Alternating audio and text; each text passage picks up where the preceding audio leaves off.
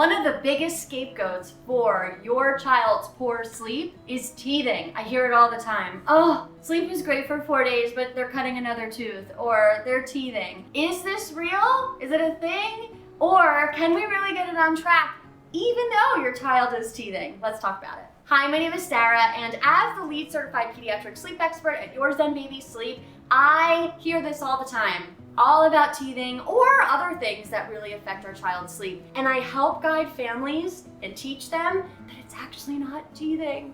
It's not a thing, it's not affecting it. I am so excited to teach you all about teething and how to get your child's sleep on track today. All of the advice that I am providing today is from pediatric dentists. So I work with quite a few of them actually very closely in conjunction with my sleep business. And when I have been talking with pediatric dentists across the board, what they have said is that when our child is cutting a tooth, they are going to experience acute teething pain for about 2 to 3 days as the tooth cuts through the gums. Technically, from birth through getting their adult teeth, our children are always teething. So our adult teeth are constantly pushing down on our baby teeth to push the baby teeth out. And then when the baby teeth come out, the adult teeth are constantly pushing down. And this whole process takes over a decade before we receive our full set of adult teeth. So, long story short, teething is not the reason why your child has poor sleep habits overall. If your child is a solid sleeper, falls asleep independently on their own, sleeps throughout the night, takes really age-appropriate naps, length of naps are great, and they are cutting a tooth, it is totally possible that their sleep could be off during those 2 to 3 days of the tooth coming in.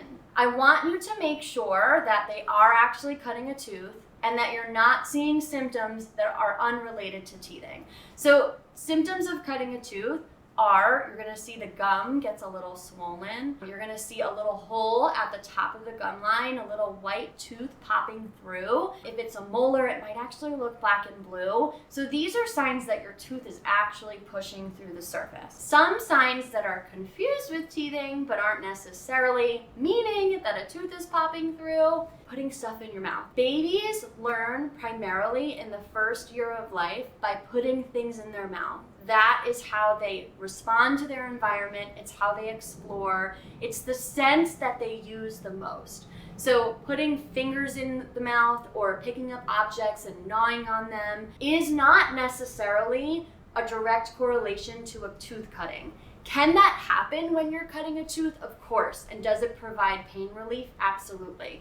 But your baby will likely be mouthing things for the majority of their developmental life until they move on to the next developmental step and they don't need to use their mouth as a mode of exploration. Drooling is another symptom that could be related to teething, but if your baby is drooling all of the time, it doesn't mean that they are always in pain from cutting a tooth. The takeaway from this is that when you have the mouthing and you have the drooling and then you have awful sleep and it's going on for weeks and weeks and months, the two aren't related. There is something else that is underlying your baby's sleep issues that aren't related to cutting a tooth or teething pain.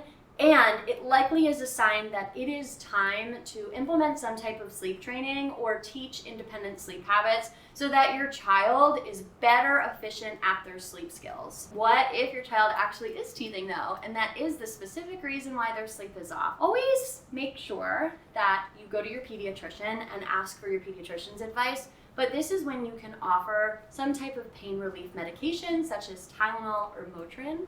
You can also go the homeopathic route and utilize the Camilla teething drops, something that can also calm teething down.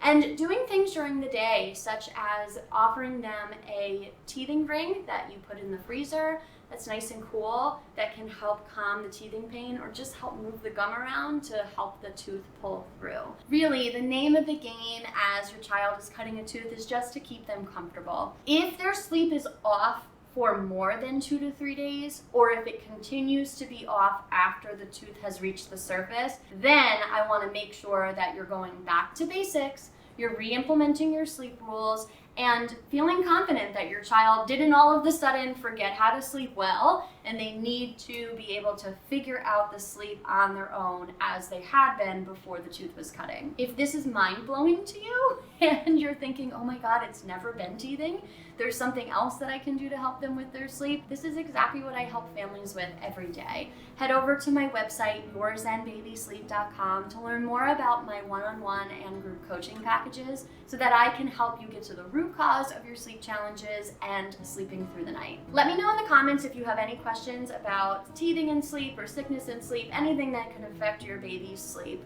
On your way down there, be sure to like this video to let me know that you've enjoyed the content, and subscribe to my channel so you are the first to know when I publish my latest and greatest sleep tips. As always, from my living room to yours, thank you so much for joining me today, and sweet dreams.